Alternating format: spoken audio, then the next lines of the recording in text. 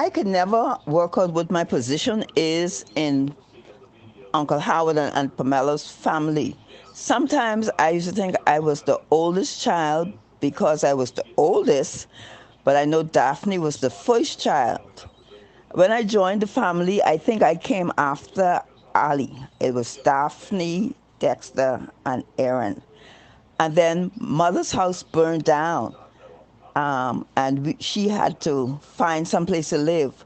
So instead of trying to find a place for all five of her children to go with her, she sent me to go to Aunt Pamela and Uncle Howard, so I lived with them and helped Aunt Pamela with the children. She had three children she had at that time. So even though I came in the family in the fourth place, I was still the oldest child.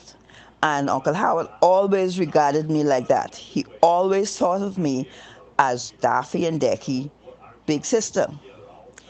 Um, I remember there were so many instances when he showed that I was as special or almost as special as Daphne. There were times when he would make Daphne little linen dresses and out of the scrap cloths from the tailor shop and stuff like that. He'd always come back with something.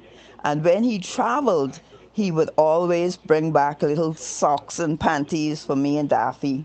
I was never really left out when he had to do something for any of the children.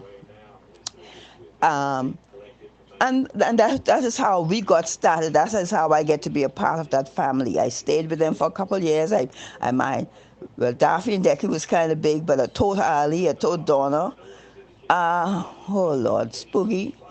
And then at whatever point I left, once mother got her house finished, I was able to move back home. But at that time, I had already established a relationship with Uncle Howard and Aunt Pamela in that family. So much so that, Aunt Pamela still called when you ask her to name her children. She started with me when she was sick. But Uncle Howard was just too much. When at 2, that my daughter, Gia was 2 years old when we moved back to Bimini.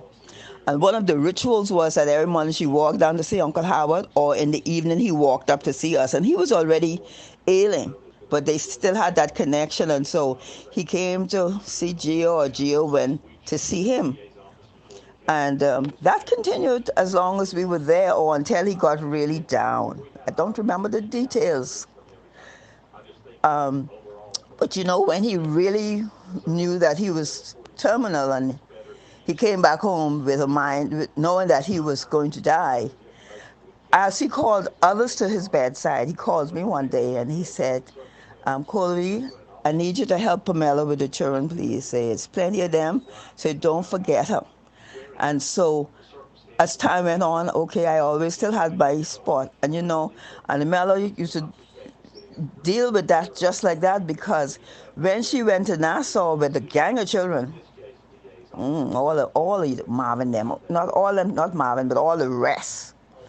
I remember sometimes she would send me, I get these long letters. She had good handwriting.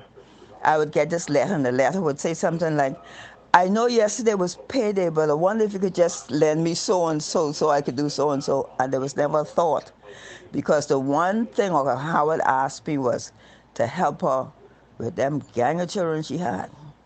And so I think I played my role, and I never forgot him, because, he was just so gentle and so loving.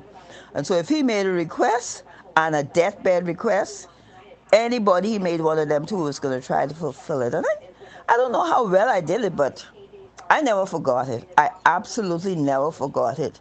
Don't remember him ever raising his voice. The loudest you'll hear him was when he was talking to Henry Ellis about the last night's baseball game and stuff like that. Anyhow, those were some good years. And he was really special, own way, loving and kind and gentle.